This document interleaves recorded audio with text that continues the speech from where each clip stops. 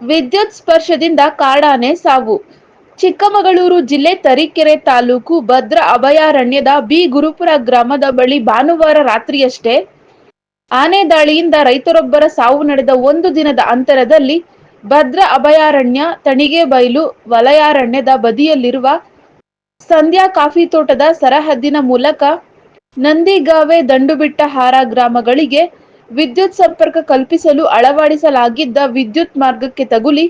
35 ವರ್ಷ ಪ್ರಾಯದ ಗಂಡಾನೆಯೊಂದು ಮೃತಪಟ್ಟಿರುವ ಘಟನೆ ಮಂಗಳವಾರ ಬೆಳಗಿನ ಜಾವ ನಡೆದಿದೆ. ಸಂಧ್ಯಾ ಕಾಫಿ ತೋಟದಲ್ಲಿನ ಹಲಸಿನ ಮರದ ಹಣ್ಣುಗಳನ್ನು ತಿನ್ನುವ ಸಲುವಾಗಿ ಮರದ ಬಳಿಗೆ ಬಂದಿದ್ದ ಕಾಡಾನೆ ಹಲಸಿನ ಮರದ ಬದಿಯಲ್ಲೇ ಇದ್ದ ವಿದ್ಯುತ್ ಕಂಬಕ್ಕೆ ಸವರಿ ವಿದ್ಯುತ್ ಕಂಬ ಮುರಿದು ಹೋದ ಕಾರಣ ನೆಲಕ್ಕೆ ಬಿದ್ದ ವಿದ್ಯುತ್ ತಂತಿ ಸ್ಪರ್ಶಿಸಿ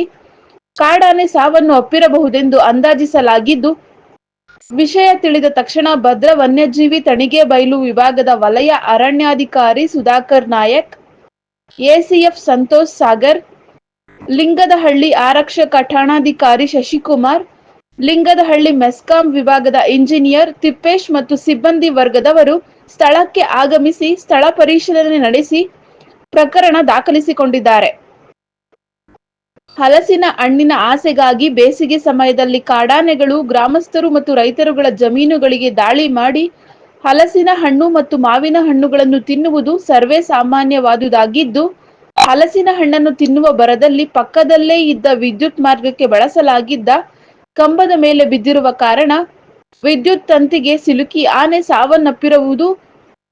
ದುರದೃಷ್ಟಕರವಾದುದಾಗಿದೆ ಎಂದು ರಾಜಕುಮಾರ್ ಧೂಪದಖಾನ್ ಗ್ರಾಮಸ್ಥರು ಹೇಳಿದರು. ವರದಿ ಪ್ರದೀಪ್ ಹೆಚ್ಚಿ, ಎನ್ಕೆಎಸ್ ಟಿವಿ4 ತರೀಕೆರೆ.